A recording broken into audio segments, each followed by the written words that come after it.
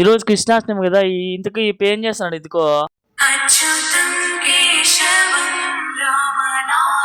ఏమన్నా ఏం చేస్తున్నావు?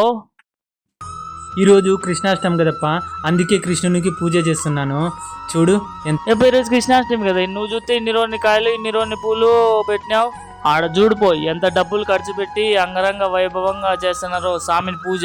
నీ పూజని దేవుడు ఒప్పుకోడు. వాళ్ళ భక్తే గొప్పది, వాళ్ళ భక్తినే దేవుడు స్వీకరిస్తాడు.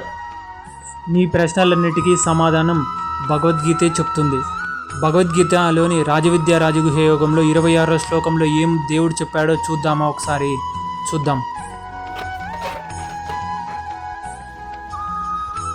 భగవద్గీతలో ఏం చెప్పాడంటే దేవుడు, పత్రమైనను పుష్పమైనను ఫలమైనను ప్రీతితో స్వీకరిస్తాను అని చెప్పాడు. కానీ అంగు ఆర్భాటాలతో పెద్ద పెద్ద డబ్బులు ఖర్చు పెట్టి చేస్తేనే పూజ, ఇట్లా చేస్తేనే పూజ అని ఎక్కడా చెప్పలేదు. జై శ్రీకృష్ణ.